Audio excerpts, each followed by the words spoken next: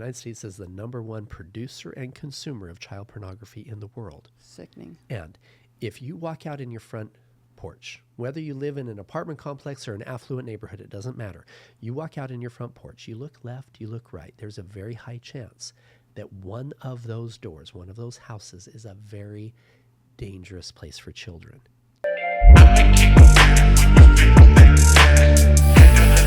What is up, you guys? Welcome back to the #1 mental health and addiction podcast, the Hopeaholics. I am your girl, Natalie Eva Marie, and these are my boys. I'm Chad. Hi, I'm Shane. Make sure you guys like, subscribe, and follow us on our socials and wherever you get your podcasts. Got a new episode dropping every Monday and Thursday. Please come check it out. This episode is brought to you by the Infinity Group. You guys, if you or a loved one is suffering, please call us today. The number is right here on the screen. We are here for you 24/7. Now, let's get into the episode. Paul, welcome to the Hopeaholics podcast. Well, I'm excited to spend time with you and Yes. your audience.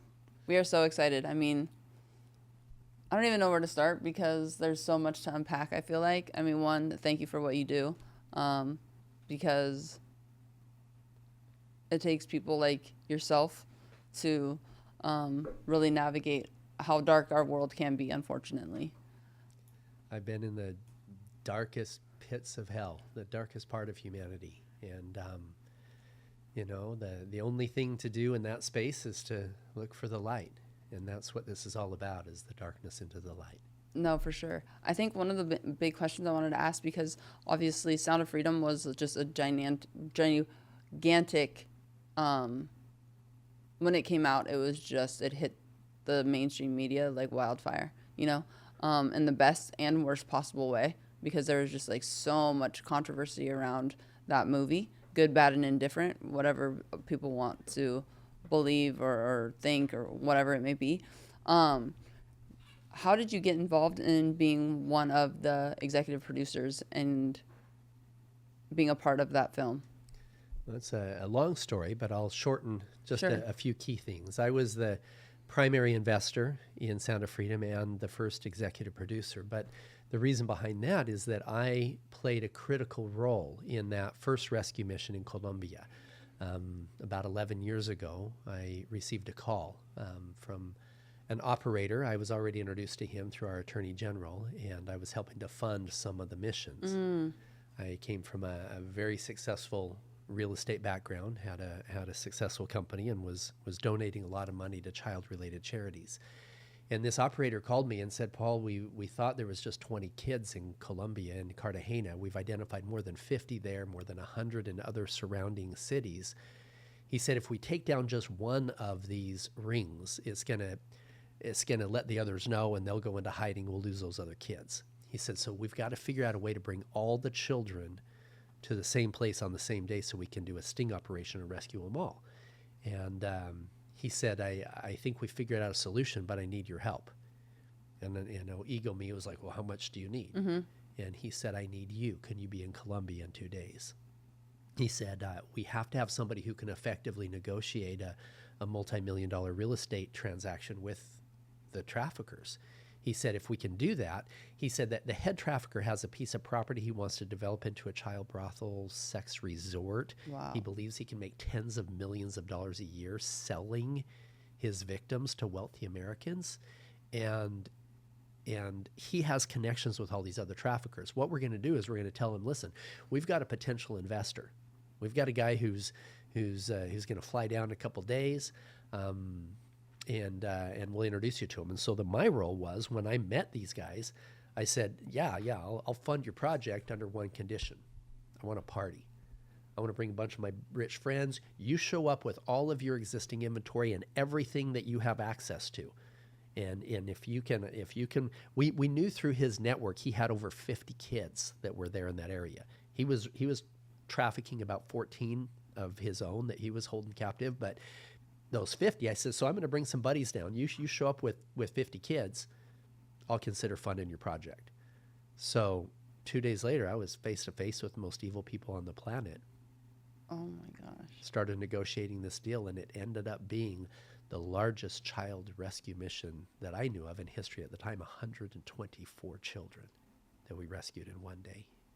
And Wow. that's the mission based upon the story of Sound of Freedom. So the Sound of Freedom movie, technically we took 8 different rescue missions Got and it. put them all together into one storyline. All those things really happen. But, Right. you know, in reality, if people had seen the movie, the little girl, they called her Princess. We named her Rocio in the movie. That little girl, she was actually there at the party. We rescued her there. The island or the jungle mission, the doctors in the jungle, that was actually a different country, a different team altogether. There was about 20 different operators and 8 different missions that we put together into one storyline.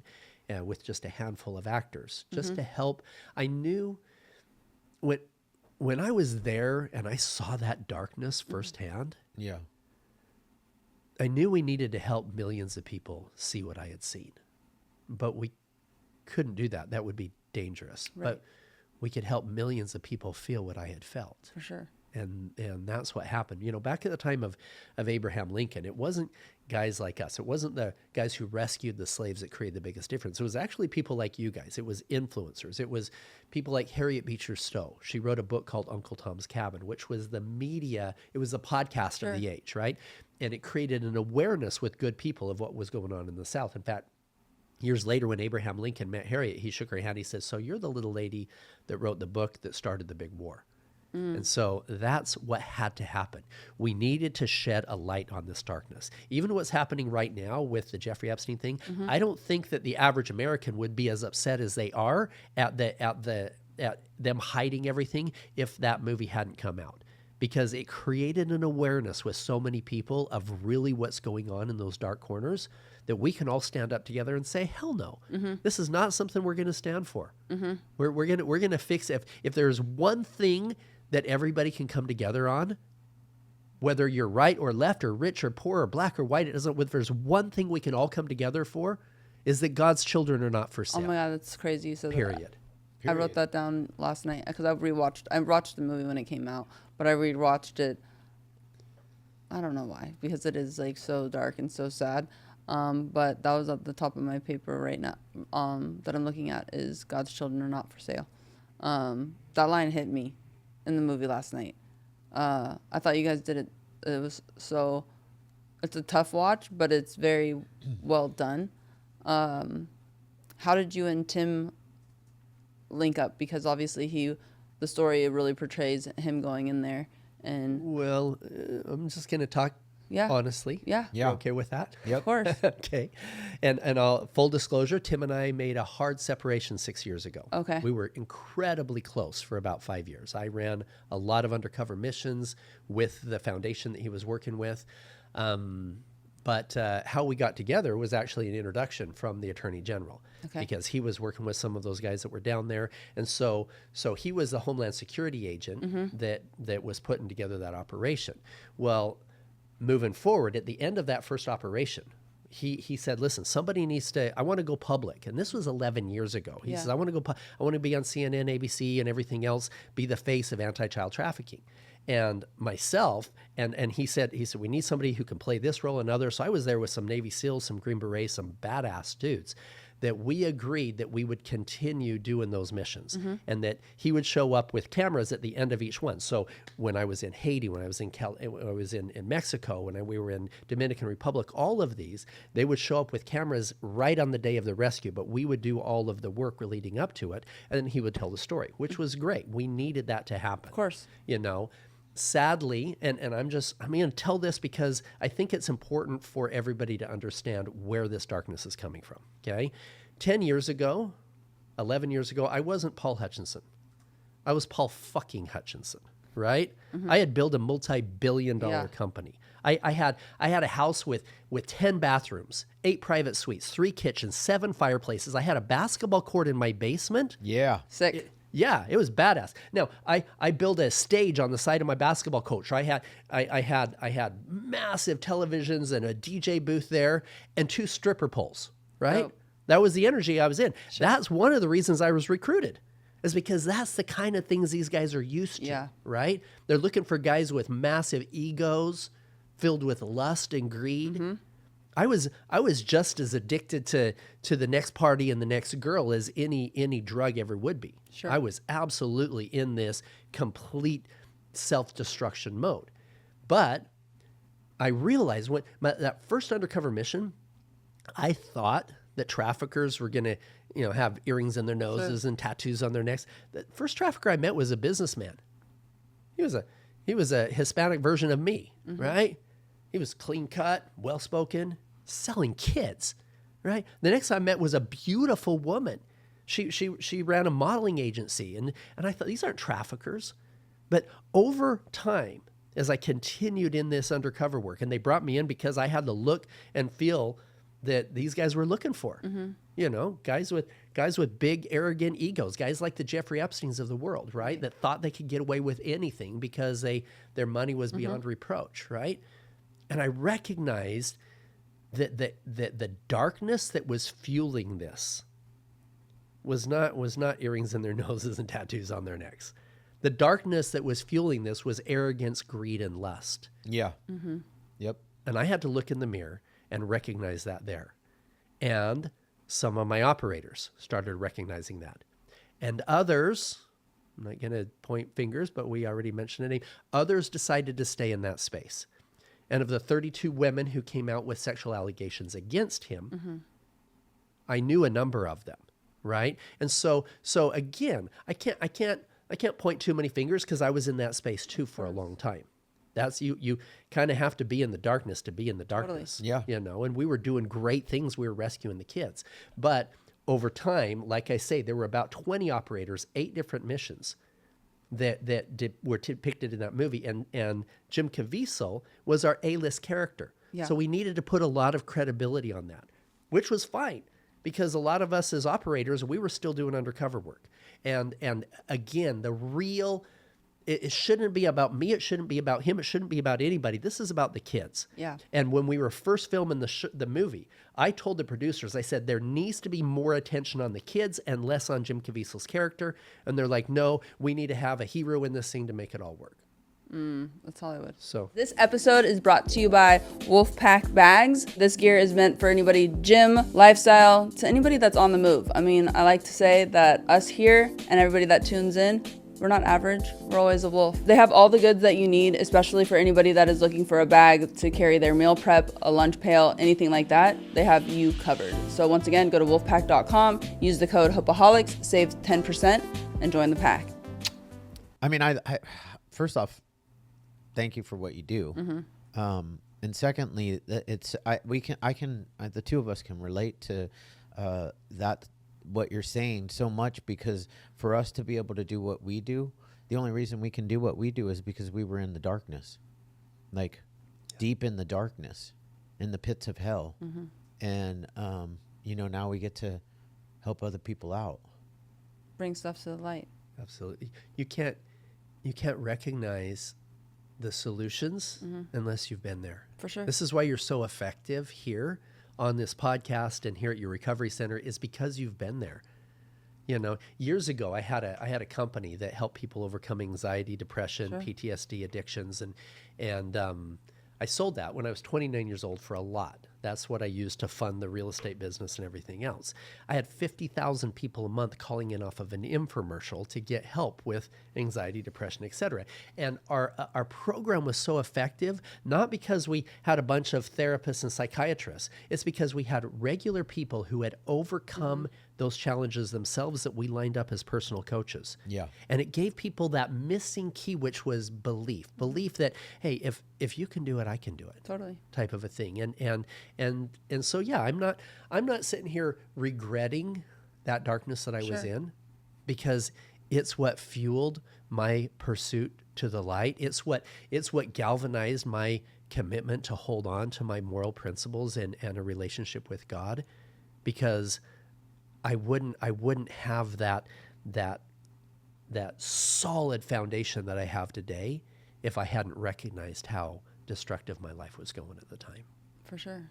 I want to ask you a question, because you clearly were a massively successful entrepreneur, making a shit ton of money, living essentially the dream, having it all.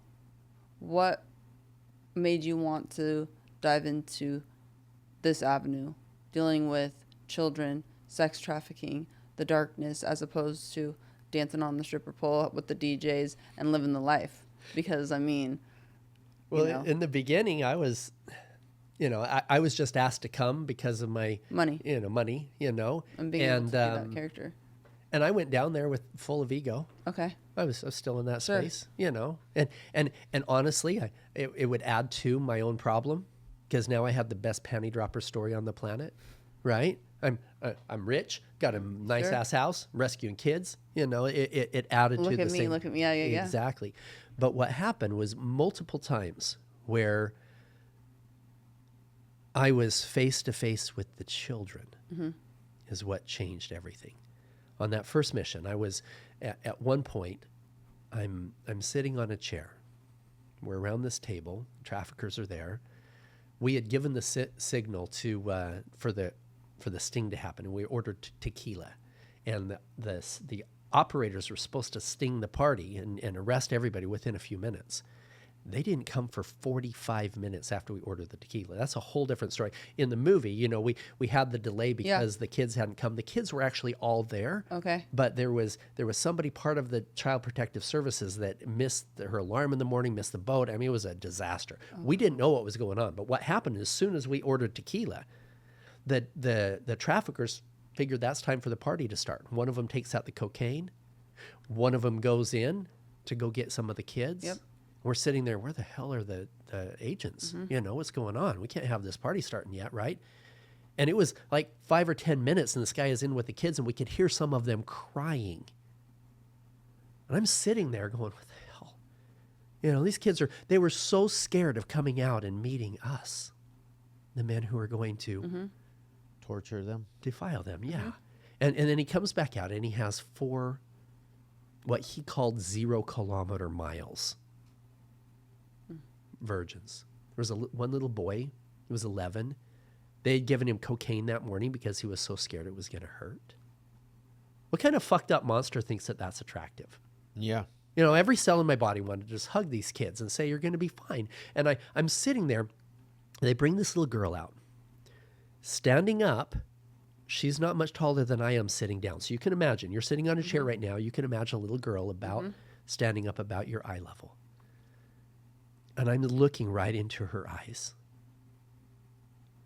And all I could see was pain. Her makeup had been smeared because she had been crying. And I made a commitment at that moment to myself, to God, to that child, that I was going to dedicate my life to eradicating that evil from the face of the earth. And so after the agents came, stormed the party, the most beautiful moment of my life was after the agents came, and there was the Child Protective Services people in there with the kids. And they were trying to calm them down because, there was a lot, like crying and everything else. And they started laughing. They started singing with the kids. And that sound of freedom was the most beautiful sound that I ever heard. I started crying. I turned to the operator. I said, bro, I spent my whole life making money, making rich people richer. Sure. I want to make a difference. I want to help. What can I do? And he said, Paul, sadly, there's a huge demand for stuff like this that comes from guys who wear really nice watches and have really big houses and have really big egos. And he said, if you're willing to be that bait, I'll change your whole life. And so that was the beginning. I led or played a key part in over 70 undercover child rescue missions over the next 10 years in 15 countries. And I saw the darkest things that I can't even talk about some of them. But the light at the end of the tunnel, the rescue and rehabilitation, reuniting of children with their families, and the realization 10 years later that even that is just fighting fire with fire. You can't win this war pulling the kids out of hell. You've got to pull the hell out of humanity so we can stop that demand from even happening. After that initial raid and experience that you went on, were you still doing your businesses and doing all of the other things to obviously generate that that cash flow for you? I had, my company at the time had about 2 billion in assets under management. I continued for the next few years until it was almost 20 billion. Good for you, Paul. So, yeah, we Savage. killed it. But, you know, I had almost 4,000 employees when I retired in 2017. Okay. And, you know, that first mission was 2014. And so I continued building. But it was interesting. I went back. My personal assistant, her name was Kitty, and Kitty could type faster than I could think. You know, she's just brilliant, right? Kitty cat. Exactly. Is she fast typer? Yeah. My guy is G. He does like 120 a minute. Yeah. It's crazy.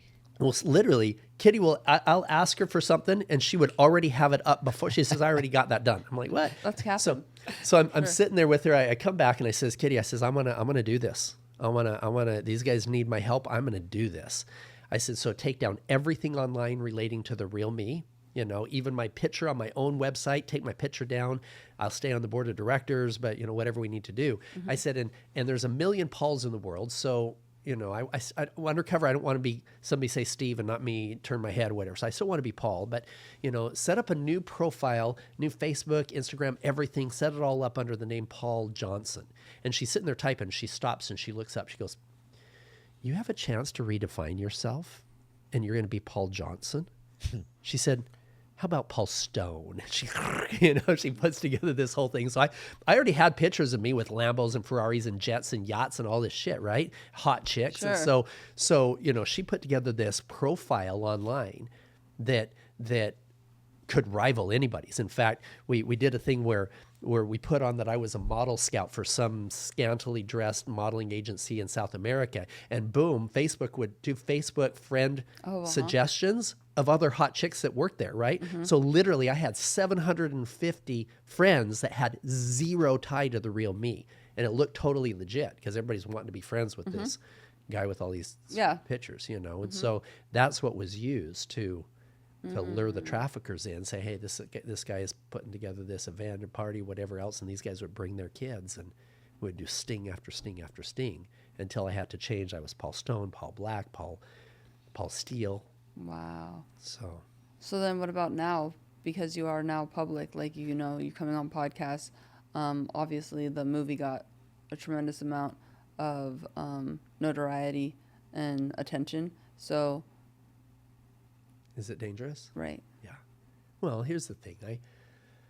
I was really pressured by my daughter and my wife to go public, and a lot of other people in our circle. And I said, "Listen, this is dangerous, not only for me, but for you, if we do that." But they said, "Well, number one, it's not any more dangerous than when you were 2 feet away from guys selling you 8-year-old kids, right? There's plenty of federal judges who put a lot of bad guys behind bars. But let me go down this road because I think this is important with where your hearts are and where my heart is. I believe that God looks down on what we're doing with our business life and whatever, and he supports us in whatever it is that's our righteous endeavors. I think God looks down at what's happening with these kids and says, "Hell no. If I've got good people willing to do something, I'm going to pave the way." And I saw more miracles doing this work than anything else in my entire life. I was in Haiti once. You know, Haiti is a difficult place. It's super dangerous. I had done 12 undercover missions in Haiti, and one of them I was with some new guys. These are big Navy SEAL, Green Beret guys, you know, and this is the first operation I had done with this team, and it was about 2 a.m, and we hadn't found any connections with traffickers. I said, "Guys, can I take lead? Are you good with that?" And they said, yeah. They said, "You're really good at this. I want to see what you do." I said, "Okay." I said, "You need to follow exactly what I say." I said, "First things first, I need you to understand that I believe in God." I said, "Most people believe in a supreme being. They may call him the universe or Jehovah or Heavenly Father or whatever." I said, "God exists and cares more about these children than you and I ever could, and knows exactly where they are. So if you're okay with it, or even if you're not, I'm going to start out by asking for some help." So here we are, downtown Port-au-Prince, Haiti, the darkest, most voodoo-infested place on the planet, and the Western Hemisphere at least. And we take off our hats and we offer up a prayer. And then I said, guys, now I need you to understand how I see fear and faith. I said, most people believe that faith is a religious term. Faith is going to church and asking God to fix things in their life that they don't even believe are going to be fixed. I said, it's not faith. I said, faith is a principle of power. It's next to unconditional love. It's the most powerful law in the universe. And it's simply this. It's the unwavering conviction that what I want to have happen will happen. The problem with most people is they have a hard time with unwavering conviction about anything. Should I marry this woman? Should I start this new job? Should I go to this new city? And it's because they don't know if what they want's in line with what God wants. And John chapter 5 says, ask in faith, nothing wavering. That's the real key there. Now, in the rest of my life, it was hard for me to have unwavering faith. But in this situation, it was, I don't care if you think that God is a mountain or a tree or a man or a woman, or it doesn't matter. There's no virtuous, loving creator of the universe that's okay with an 8-year-old being sold for sex. Yeah. So it was easy for me to have unwavering faith. That I told him, I said, it's also important to understand that fear and faith cannot exist in the same place at the same time. The reason behind it is that in a way, they're the same power. People who believe good things will happen actually attract it. People who believe bad things will happen actually attract it. I says, and because fear and faith doesn't exist together, I'm sitting here at 2 a.m. with these Navy SEAL guys, right? I said, I might do some things tonight that you guys think are a little bit stupid. It's because I feel safer right here, downtown Port-au-Prince, Haiti, in this dangerous neighborhood. I feel safer right here on this mission than I do sitting in my office at home, because of that divine protection. So, that's a long way of answering that I believe that we're as protected, if not more now, because, yes, through our foundation, the Child Liberation Foundation, and others that I had helped to fund and start, over 7,000 children are now back with their families. However, over 70 million people saw Sound of Freedom. And hundreds of millions of children are safer now because of that awareness. And so, yes, I believe that we're on God's mission. I think this is what we've got to heal humanity. The only reason I went public is not to let more people know about child trafficking.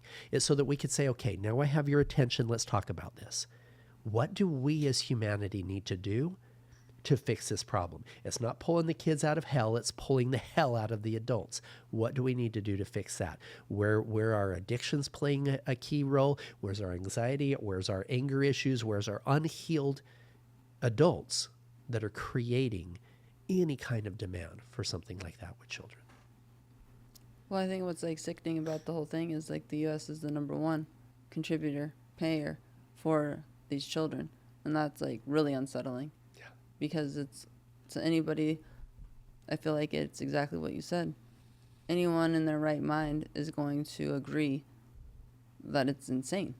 It's absolutely we have to do whatever we possibly can to save these kids. They don't even have a chance. So you're robbing them from all of the innocence of being a child. And what you said about anybody in their right mind, the problem is there's so many people that aren't in their right mind. Literally. You can, in the United States, as you pointed out, the United States is the number one producer and consumer of child pornography in the world. Sickening. And if you walk out in your front porch, whether you live in an apartment complex or an affluent neighborhood, it doesn't matter. You walk out in your front porch, you look left, you look right. There's a very high chance that one of those doors, one of those houses, is a very dangerous place for children.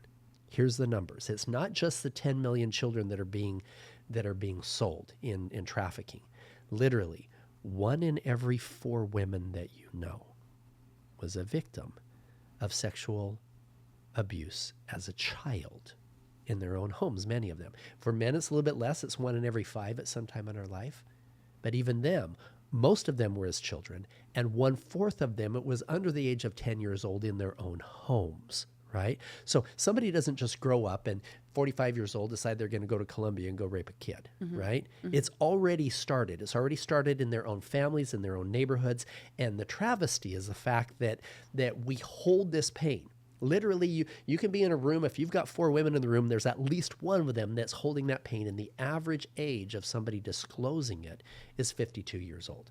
They hold on to that their whole life. And it's coming out. It's coming out in anxiety, depression, PTSD, addiction disorders, anger issues, and in some cases, trauma transfer and the verbal and physical abuse of others. And so it's incredibly important that we pay attention to the fact that, you know, people will leave Sound of Freedom movie and they'll be like, oh, I want to do something. You know, I want to help. The worst thing you can do is go to Mexico and go try to rescue kids. Of course.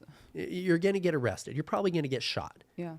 The best thing you can do is go home and hug your children. Yeah.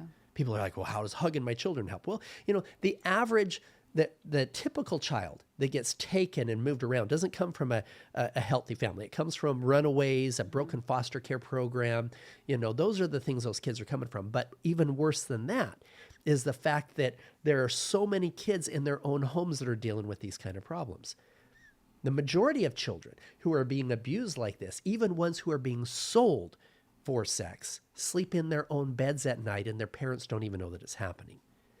You need a relationship with your kids where they can very comfortably come to you and say, hey, Dad, hey, Mom, I don't like it. I don't like it when you tell me to hug Uncle Harry because he touches me weird and he says we should have secrets outside of you. Or this babysitter, she's showing us pornography and says we should trust her more than you. Or this friend's house. I don't like going to this friend's house because her brother's taking pictures of us while we're changing and he says he's going to share them around the school unless we do other things. Or even more common than all of them, you need a relationship with your kids that they can come to you and say, hey, Dad, I really screwed up. I was on this gaming platform and this girl reached out to me and she convinced me to go start talking to her on WhatsApp and she sent me some nudie pictures and I sent some pictures of me and back and forth and now she's saying that she's going to send it all over the school and I don't even think it's a girl anymore. It's not. It's a 45-year-old dude that's online pretending to be a young girl and the majority of the highest percentage of kids who are put in this sextortion situation are actually boys between the ages of 12 and 14 years old, right? And so then they're asking for money. These kids are committing suicide. It's a horrific situation that we need to have a healthy relationship with our kids to be able to see when something's out of alignment. Oh, for sure. So, those numbers you just gave, if you go to the addiction population, you can double that. Yeah. Like double that. I have that experience. It happened in my home, not by a family member, but you know, we grew up in a very religious organization, and we had a lot of people over that should be trusted. You would think would be trusted. They were in the church, and from 9 to 11, I was molested. And I do, like, when you said what you said, like, I felt like, I feel like my childhood was stolen from me. And I didn't tell anybody until I was like 33 years old. And I had already, actually I was 32 because my son wasn't born yet, but his mom was pregnant with him. And I think that possibly because I was having a son, that I didn't want my son to have to go through the pain that I went through and become an addict. And, you know, like, because the anger, see, I can't understand the how somebody who's had it done to them can do it to somebody else, because all I ever thought was I want to stick a gun in this guy's mouth and pull the trigger. And I thought that way until I went to therapy, and I did a lot of after I had disclosed it, though, because I had been in treatment. I had been sober for almost 9 years, and it just came out when I knew I was having a son. And then I ended up relapsing because I didn't do anything about it. And when I went back to treatment, that's when I did the work. You're exactly right. There's the effects of childhood abuse are most common in addictive behaviors. You know, we're trying to fill a hole. We're trying to cover the pain that is, and a lot of it's so deep we don't even remember where it's coming from. You know, I have one of my operators who was abused at 8 by his uncle, and his addiction came out in rampant promiscuity, sleeping with every girl he possibly could, because deep inside he was trying to prove to himself that he wasn't gay. Yeah. You know, because of what happened with a male.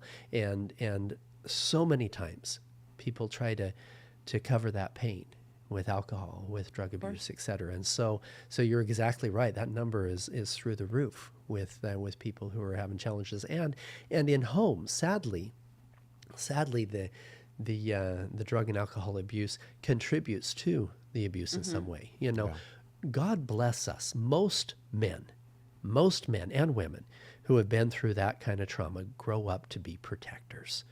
Most of my operators were men who were abused as children, right? And so they grow up to be protectors. There's no way that anybody's ever going to touch a child on my watch.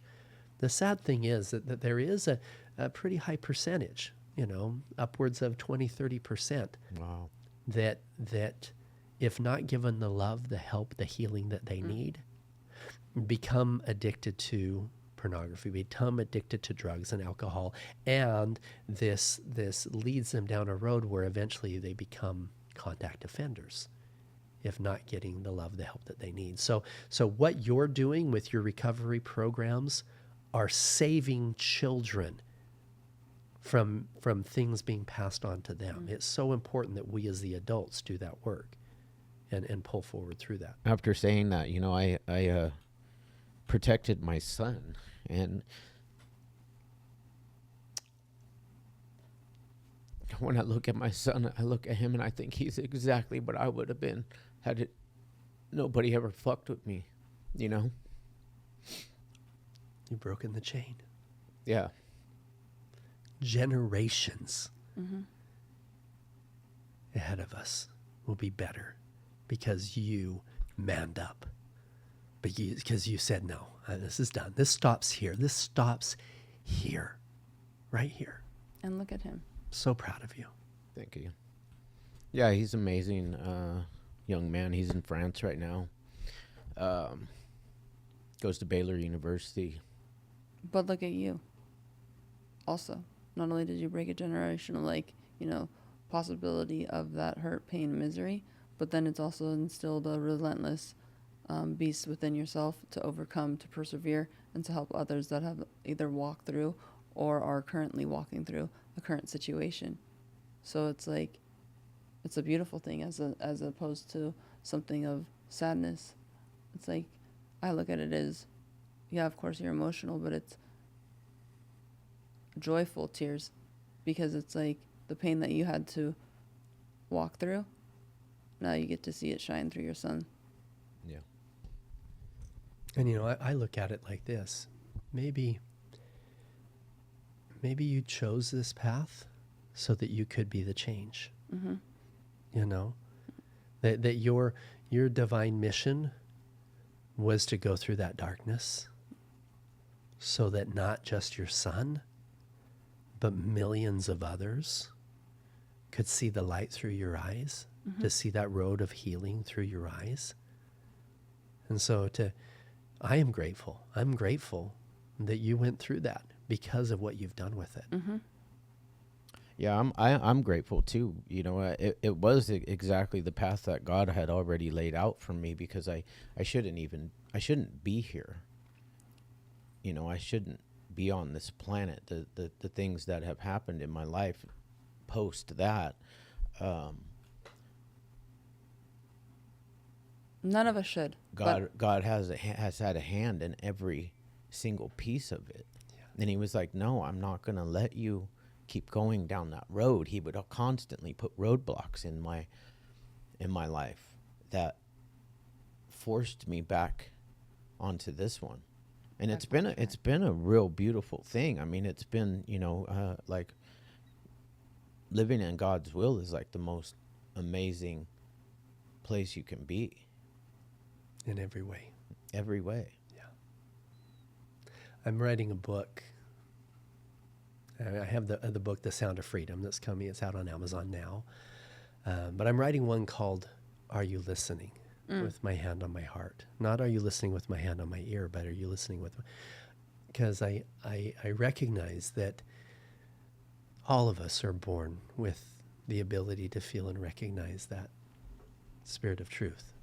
Sure. God's divine guidance in our life. The problem is we allow too many other distractions that are there. And there are many situations doing the undercover work where I wasn't following logic and protocol. We're being led to where those kids were and what we needed to do to keep the team safe. And I've realized that that's really the answer. Is we live in this world of what I call the great deception. Not only does deceptions from our political leaders and religious leaders and doctors, et cetera, over the last number of years, thousands of years, whatever. But now with AI, we literally can't trust our eyes and our ears, et cetera. And what can we trust? We need to all learn how to trust that place in our heart. We need to learn how to receive. And what's interesting, I teach in our healing retreats.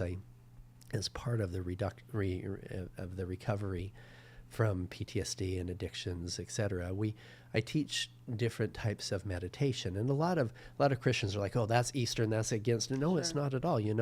It's in my mind, it's a way of tuning in and listening. How many of us we're trained to pray this way: praise, praise, praise, sorry, sorry, sorry.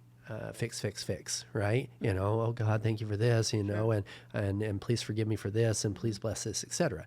Well, can you imagine having a relationship with somebody like that? If somebody was trying to have a relationship with you Sure. and they called you up and pray, wow, you're so beautiful, you're so amazing, and look at all the cool things you did, and sorry, I crashed the car, sorry, I cheated on you, sorry, I and fix, fix, fix. Can you, when you Yeah, get home, what's- can you clean up this? And then they hang up the phone. They don't have time to listen.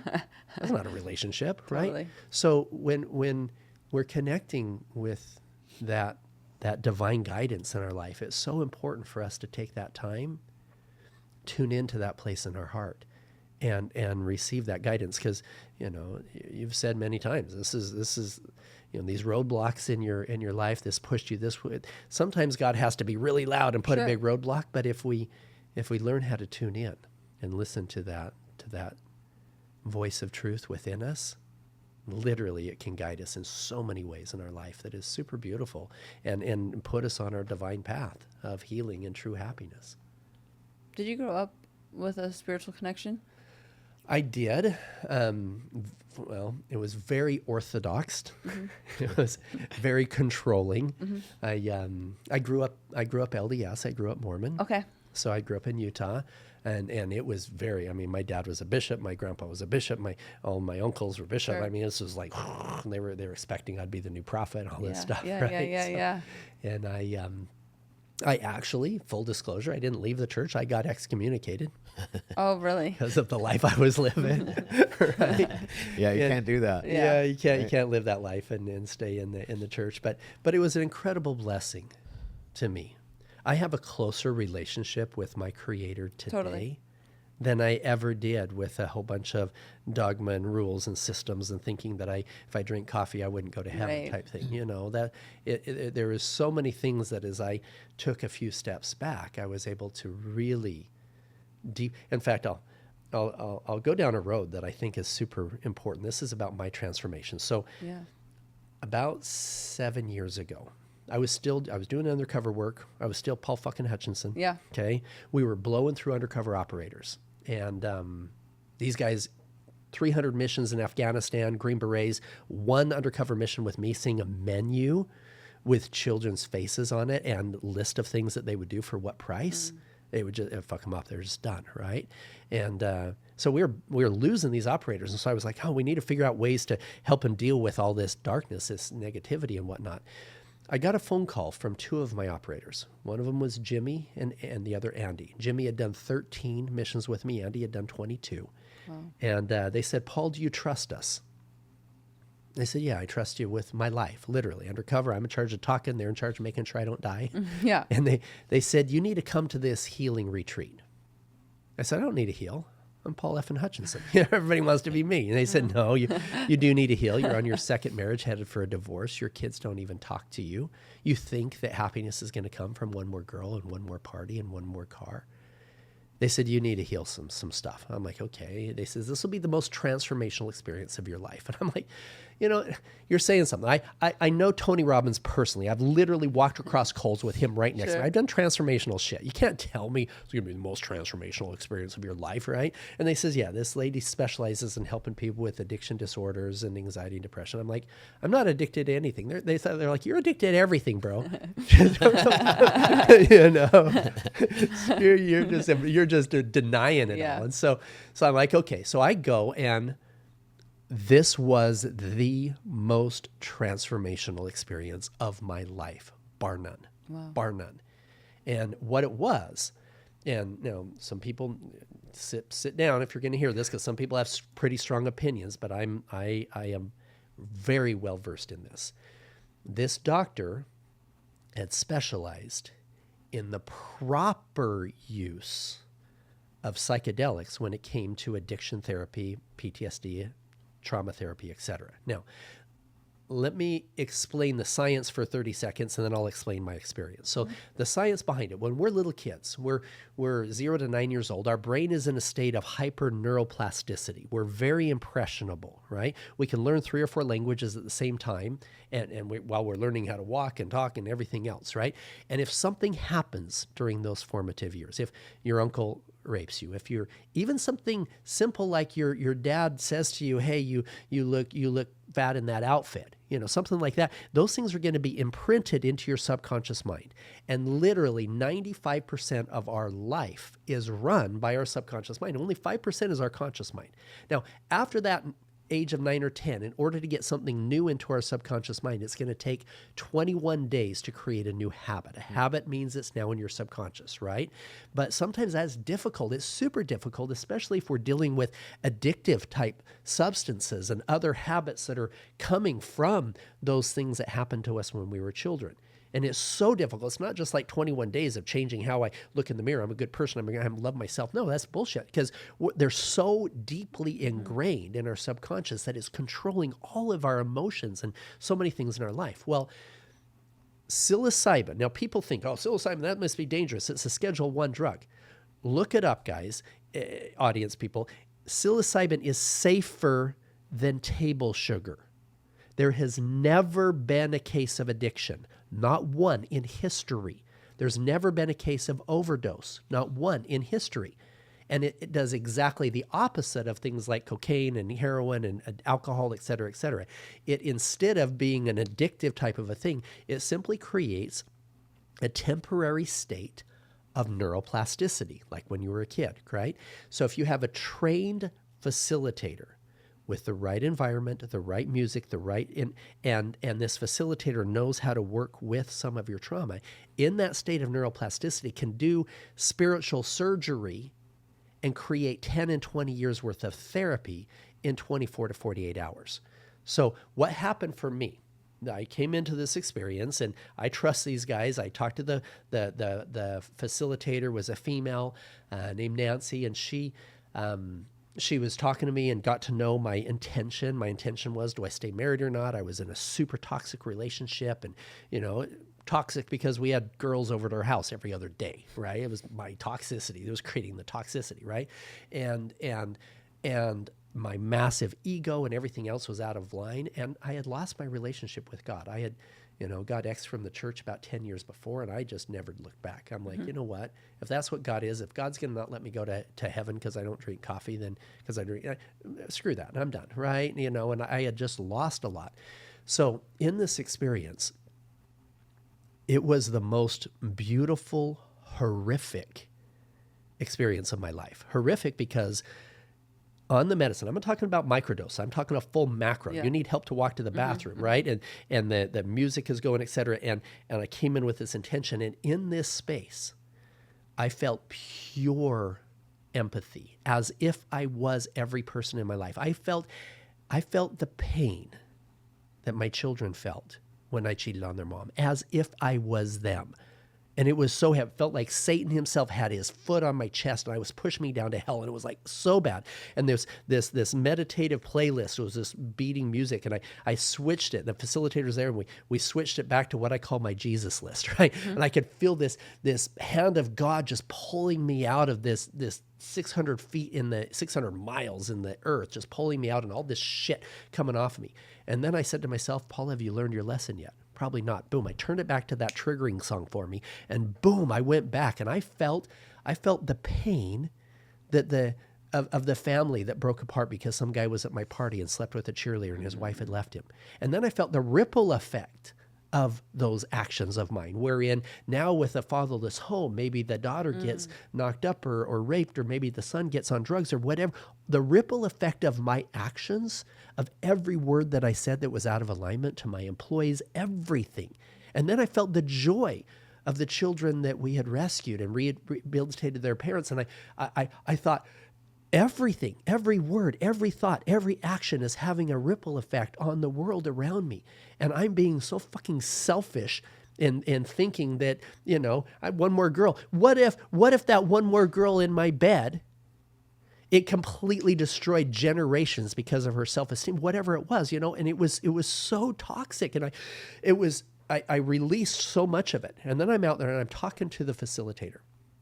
I'm still, high as fuck on mushrooms, right? The music's going on, and we're talking through that experience. And I said to her, there was this statue. I had a statue of Zeus and Poseidon, and then I had Atlas. Atlas was holding the world on his shoulders. Now at the time I had 4,000 employees, right?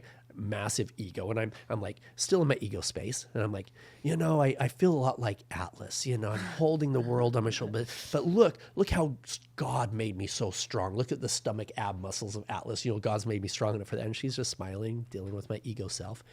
And she said, Paul, I honor that you're seeing some traits in those Greek gods. She said, but as well as I do that those were mythological gods.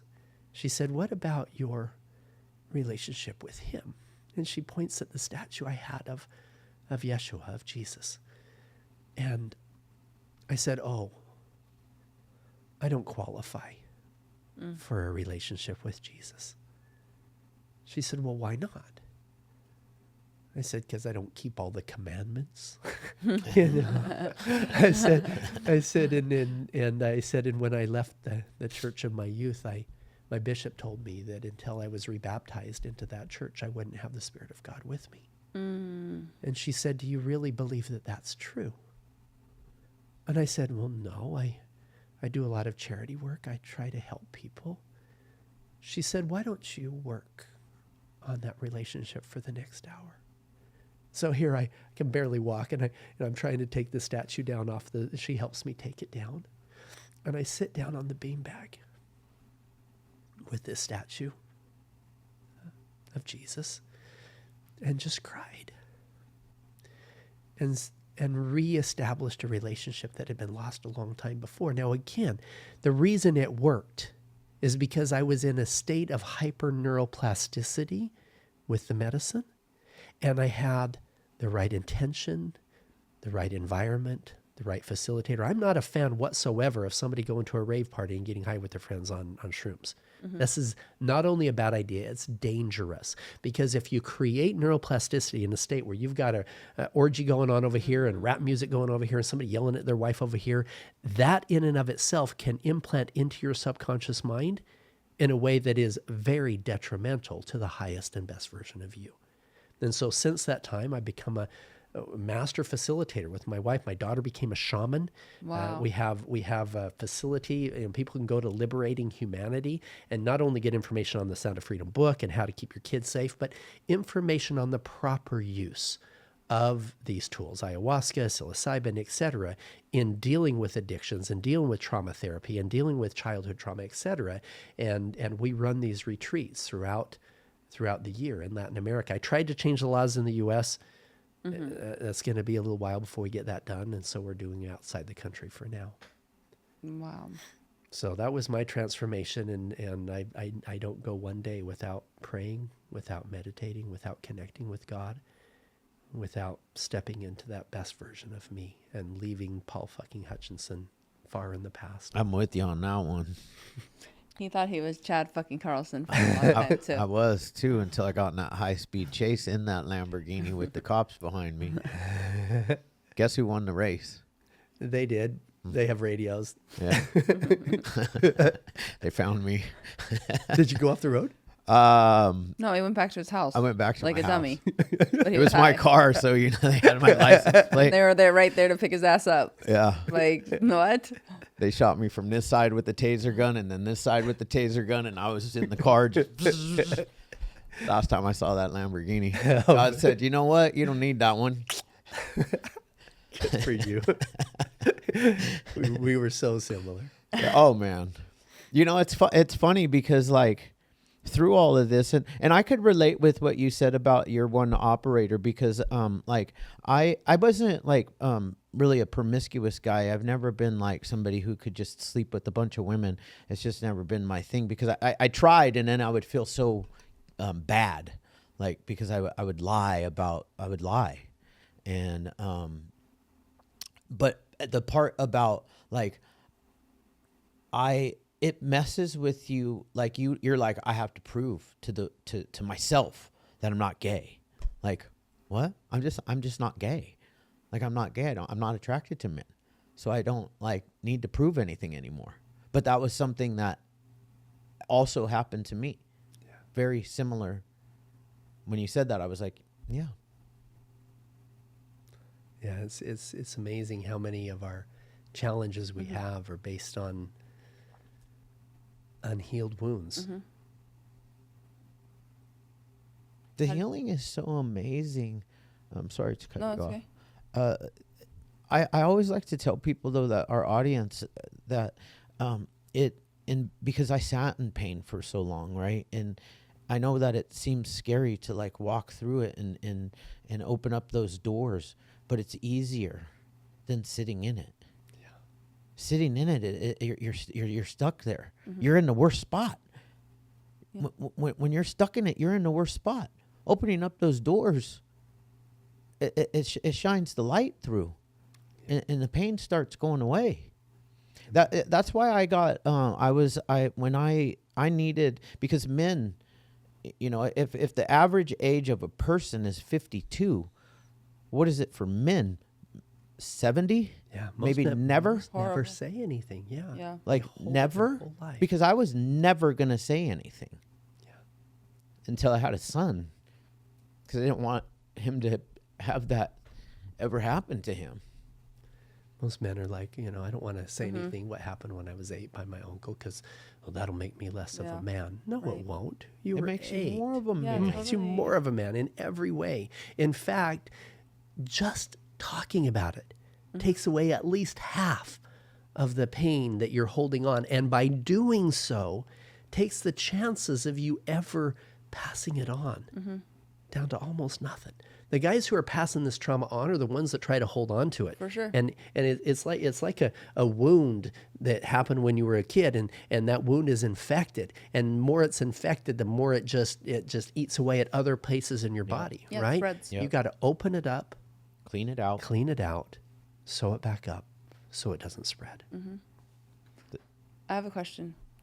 So, because obviously anybody that watches the movie, and like you said so well, Lee, that your initial reaction is, I want to do something. I mean, that was mine.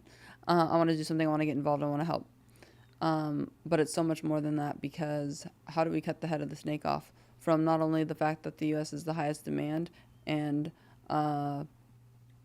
is one thing, but also, like you said, which makes sense, it's cutting these generational curses into other families that are spewing into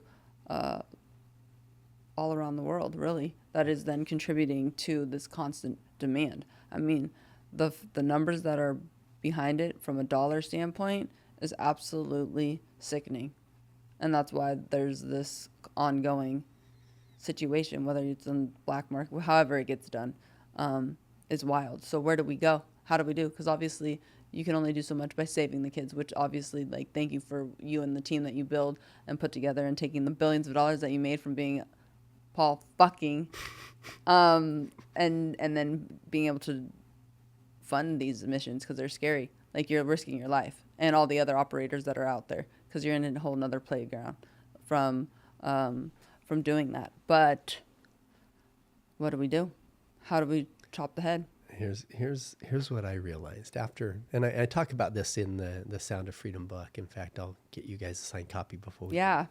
But I talk about the solution, and after 10 years of undercover work in 15 countries and 70 missions, I looked at the numbers. I realized there was more kids being sold today than there was when I started. And I said to myself, if your goal is to eradicate this evil, you're not doing a very good job, because we were fighting fire with fire. So when you're fighting fire with fire, something already got burned. In this case, it's the kids, right? Yeah. So I found myself in every mission wishing that I could go back in time. I had a time machine. I could go back 5 or 10 years back and rescue these kids before they ever got trafficked. But then I realized, okay, if we do that, if there's still demand, more kids would get sucked back in to fill the demand. So we had to solve for that. Now, what I'm going to say next is going to piss some people off, okay? Don't get me wrong in this statement. I am not a sympathizer in any way of anybody who hurts children. Literally, I've put my life in danger hundreds of times to ensure that innocence is preserved and that those guys go to jail. However, I recognized that almost every one of the traffickers were trafficked themselves as children. Almost every one of the perpetrators were victims themselves as children. Now, that doesn't give them a reason to pass that trauma on. You know, perfect example with Chad, myself, other operators. Most men who go through that become protectors. So that's not an excuse. I realize that those guys probably had 1,000 bad things that happened to them, and they made 1,000 bad decisions to get in that road. What I would do is I would take that time machine. I would go back in time before he or she ever crossed that line. I would sit down with them and say, what is going on in your life that makes you think that in any way it's okay to go down that road? What are the pains we need to heal? What do we need to do to help that little boy of you heal so that you never pass that trauma on? That's really where the answer is. Now, what we don't have is a time machine. When somebody has raped a child, they're wasting my oxygen, okay? They need to be done. However, what we do have is hundreds of millions of people who have gone untreated, will end up with addictions to all kinds of things, will go down this dark road, and will end up passing that trauma on.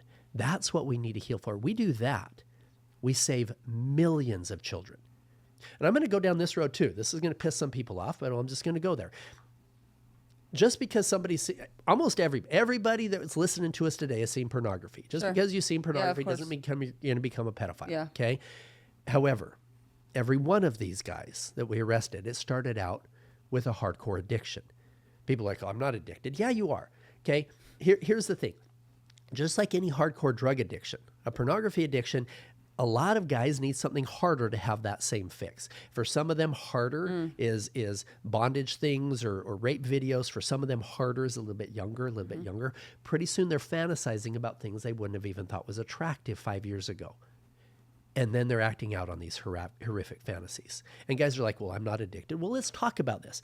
What was your gateway drug in pornography? It was probably the Sports Illustrated swimsuit issue. And then you wanted something harder. So then you got the Victoria's Penthouse. Secret. Yeah, and then you got the Penthouse magazine. Oh, you got to go. You guys jumped Or far. Playboy.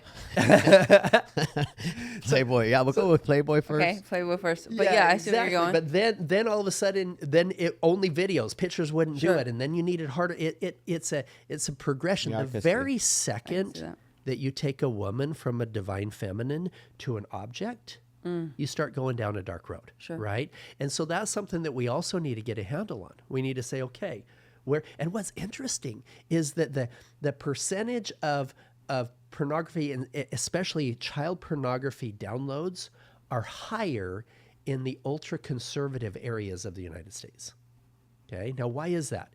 when sexuality is being subdued in a place where you're going to go to hell if you even masturbate type of a thing, and girls can't even show their shoulders, That's whatever why. it is, that's why. It's because it's being told that you're going to go to hell, or you have no relationship with Jesus, or all these things, that you have sexual fantasies, because in the Bible it actually says man and woman are supposed to please each other. And then you have those conversations behind closed doors. Exactly. That's where the intimacy is truly meant to be, and it's supposed to be a beautiful form between man and woman. Exactly. And it's looked totally not like that based upon like society. And those are things we need to fix if we're going to fix the trafficking problem. We need to have healthy sexual conversations. Totally. We need to help people understand what that looks like, what that feels like, and not, you're fantasizing about some rape situation online. Totally. No wonders. Your subconscious mind doesn't know the difference between fantasy and reality. And if you're jacking off to some BDSM rape videos, animal things, or even kids, then your subconscious mind already thinks that you went there, right? So it's incredibly important that we have healthy sexual conversations with people so that they can heal that as well. So, there's a whole bunch of different things. For sure, because my head is already spinning, because then it's like, okay, the kids that are continuing to, like the traffickers have been trafficked themselves. Well, they're going into that field because they're usually in a different country, which is poverty, which they need money. So they're going to go into that field because, well, I have no other avenue to go. So that's one thing. But then the fact that the U.S. is the highest consumer, we need to basically chop the balls off these rich dudes that are out here buying the pornography. And I don't know how that looks, and I don't know their whole journey as into why they're even into that, but that's a whole nother side of the coin that needs to be addressed too, because then you have these men and women buying these children, or going to countries and having these like orgies and sex parties and whatever it may have you, and they're who you would never even think that they are, but they have fat pockets. And so like we need to bring those dudes down and shine a light on the darkness that they're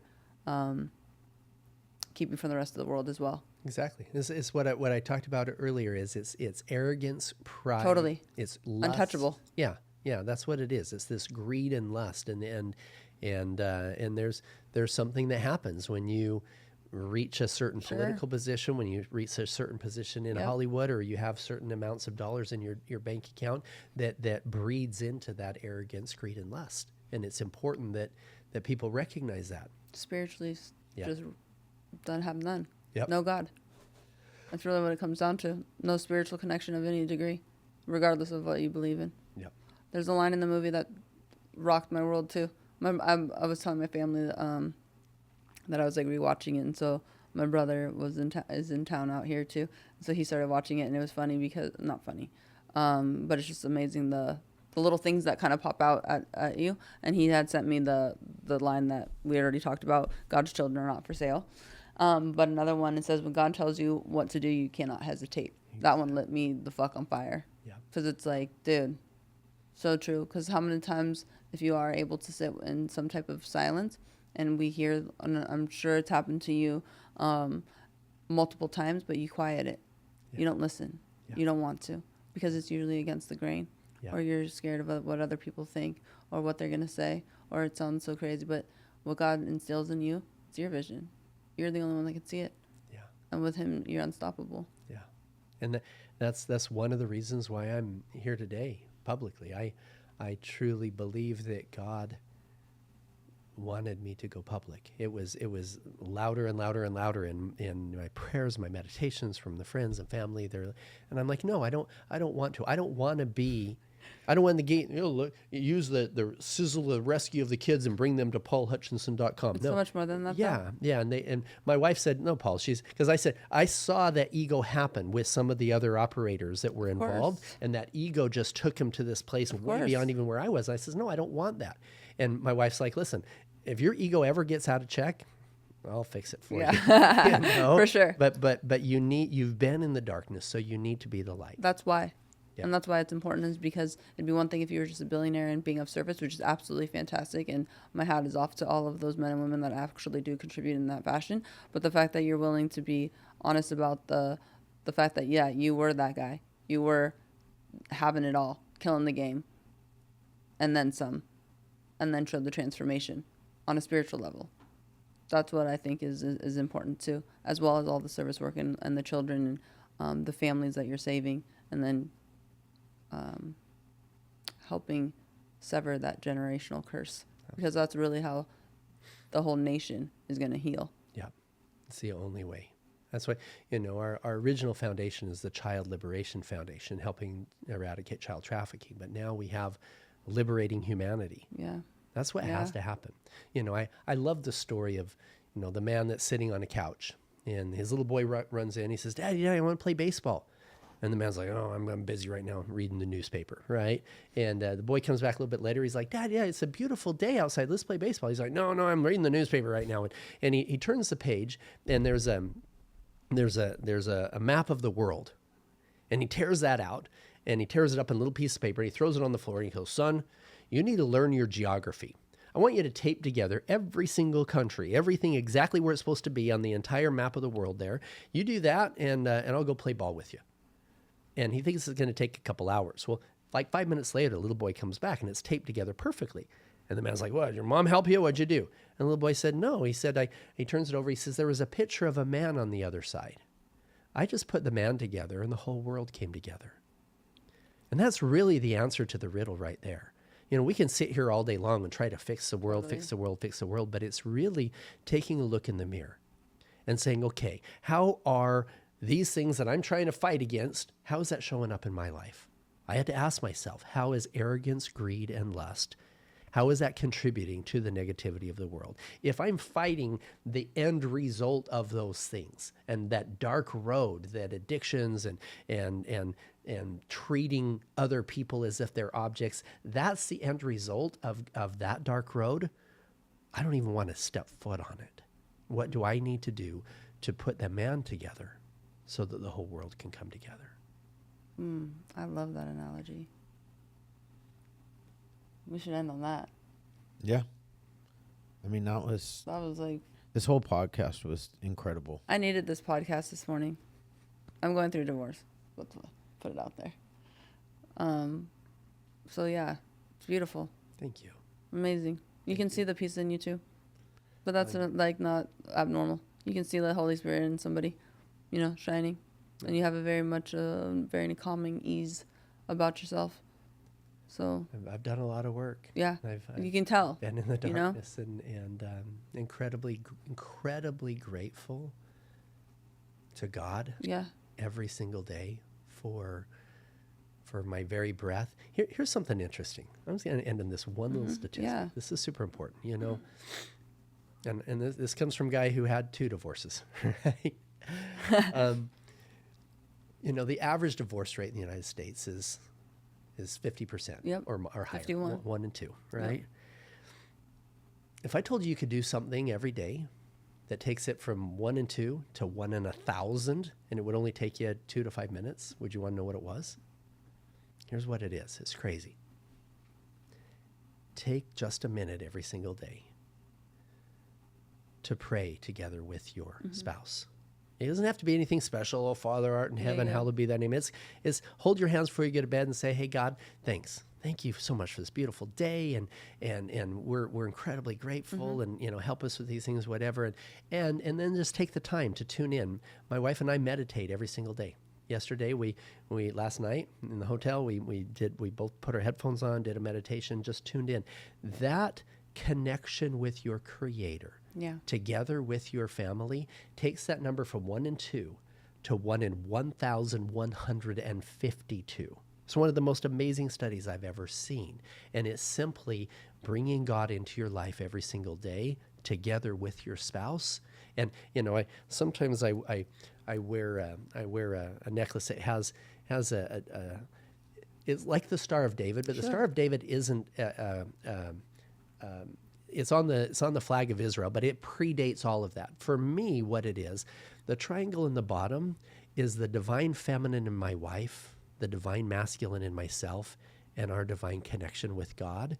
And the triangle from the other side is the divine feminine and the divine masculine and the physical manifestation in the Godhead reaching down to man.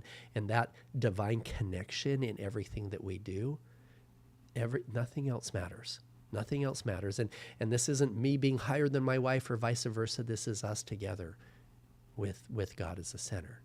And that's how we get through all of the challenging times For sure. in our life. So I love that. Beautiful. Amazing. Thank you so much for Yeah, thank you so much. coming down. I'm grateful. Appreciate it. Babe, do you have a book I can show Oh, yeah, on show. the screen? And then we'll put the link.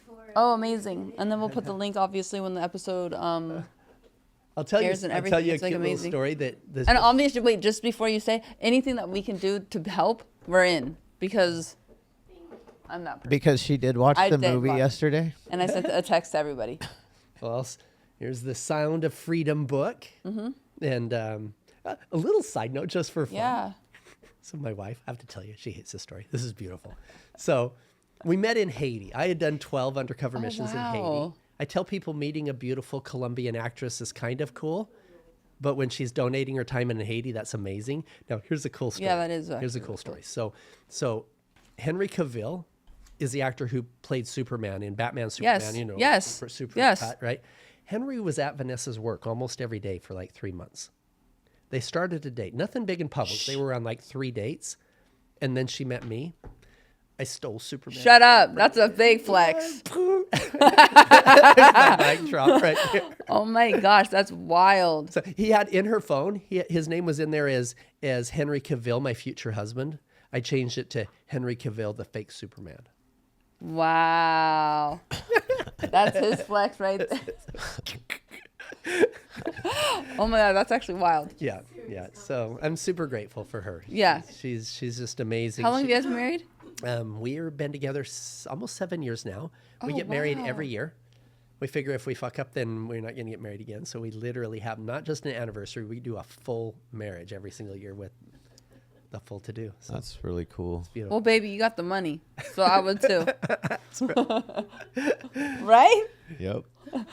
Yeah, just saying. It's beautiful. Yeah. No, it's amazing. We're- And like the work that you do is absolutely incredible. I mean, you definitely don't have to do it, but like we live by is the 12-step, we work a 12-step program, is to be of service. And you're taking what God has given you because he gave you all that money, and now you're using it of not only bringing him glory, but utilizing it in a capacity that makes him proud and joyous and proud of like everything that I think us as humans are supposed to be doing. None of the money's mine. It's Right. all, I'm just being a good steward and saying, you know what? I'm incredibly grateful For and I'm sure. going to use it for good. Yeah. And bringing the light to him. I love that. Yeah. So good. So Amazing. yes, Sound of Freedom on Amazon. Yes. It's got stuff that'll help keep your kids safe and what we need to do. And I'll sign copies for you guys. Oh, amazing. Thank you so much. Awesome. Thank you. Thank you for having me on your show. It's our I'm pleasure. Incredibly grateful for you trusting me enough with your audience. Oh my God, yes. Incredibly grateful. Thank Awesome. you. Thank you.